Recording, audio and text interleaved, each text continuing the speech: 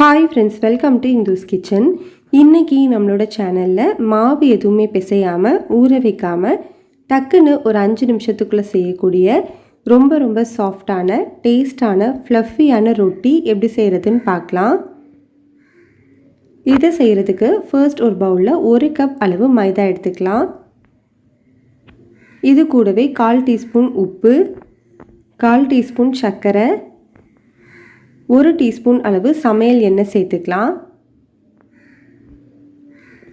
நீங்கள் எந்த கப்பில் 1 கப் அளவு மைதா எடுத்தீங்களோ அதே கப்பில் 1 கப் அளவு தண்ணி சேர்த்துக்கலாம். தண்ணியை கொஞ்சம் கொஞ்சமாக சேர்த்து கட்டிகள் எதுவும் இல்லாத மாதிரி கரைச்சி விட்டுக்கோங்க.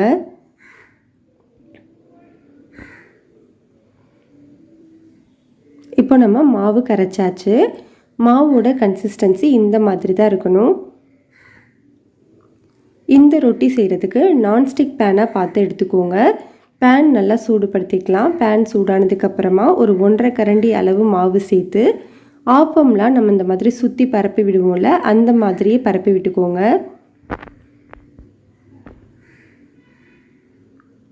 ஸ்டவ்வை மீடியம் ஹீட்டில் வச்சுட்டு ஒரு 10 செகண்ட் வேக வச்சுக்கலாம்.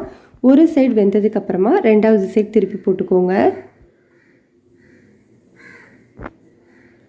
ஒவ்வொரு சைடுமே ஒரு 10லேருந்து 15 செகண்ட் வேக விட்டு 2-3 முறை நல்லா திருப்பி விட்டுக்கோங்க.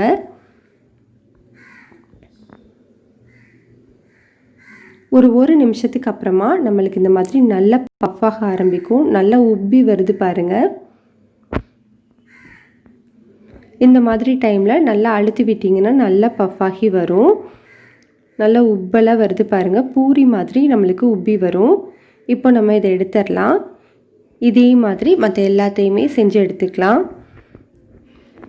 அவ்வளோதான், நம்மளுக்கு ரொம்ப ரொம்ப சாஃப்டான டேஸ்டான ஃப்ளஃபியான ரொட்டி ரெடி ஆகிடுச்சு. கண்டிப்பாக இந்த ரெசிபியை நீங்கள் ட்ரை பண்ணி பாருங்கள். பிடிச்சிருந்தால் லைக் பண்ணுங்கள், ஷேர் பண்ணுங்கள், கமெண்ட் பண்ணுங்கள், சப்ஸ்கிரைப் பண்ணுங்கள்.